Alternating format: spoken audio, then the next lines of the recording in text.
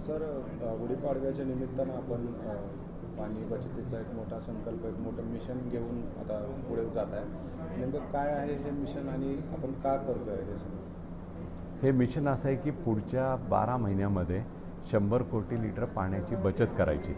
आणि हे मिशन करायचं कारण असं आहे की पुण्यासारख्या शहराची पॉप्युलेशन इतक्या प्रचंड प्रमाणावर वाढती आहे की ती पॉप्युलेशन एवढ्या प्रचंड प्रमाणावर वाढत असताना सगळ्यात शॉर्टेज कशाचं होणार आहे तर पाण्याचं होणार आहे. बाकी रिसोर्सेसचं सगळं शॉर्टेज आहे ते भरून काढता येतात, पाण्याचं शॉर्टेज भरून काढता येत नाही.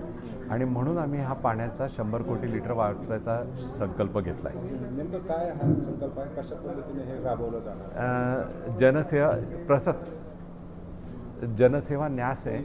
तर ते दरवर्षी गुढीपाडव्याला हिंदू इयरचं स्वागत करण्यासाठी म्हणून एक रॅली काढतात.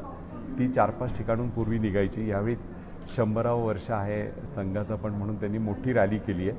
तर ती 17 ठिकाणून निघणार आहे आणि जवळजवळ 4,000 4,500 बायका एका ठिकाणी एकत्र येणार आहेत.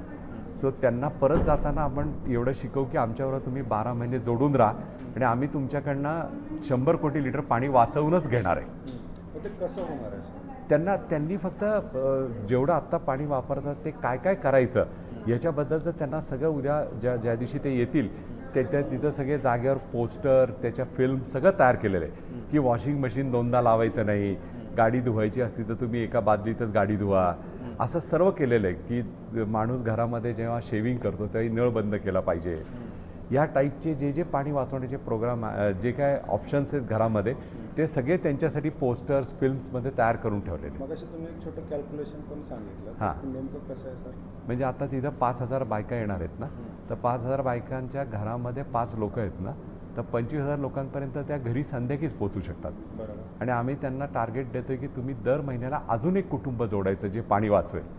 तर वर्षभरामध्ये त्यांनी फक्त 12 कुटुंब जोडायचे आहेत. तर 60,000 कुटुंब झाली. 60,000 कुटुंब झाली तर 60,000 कुटुंबामध्ये 5 लोक आहेत तर 3 लाख लोकं झाली. सो 3 लाख लोकांनी काहीच करायचं नाही. 3 लाख लोकांनी रोज 10 लिटर पाणी वाचवलं तर आपलं टार्गेट संपलं. म्हणजे हा अवेअरनेस प्रोग्राम्स असतात ते असेच चालतात. म्हणजे मोठ्या प्रमाणावर केले तर चालतात, छोट्या प्रमाणावर केले तर ते डेड होतात, कारण का 4 सोसायटींमध्ये त्याचा काही उपयोग होत नाही.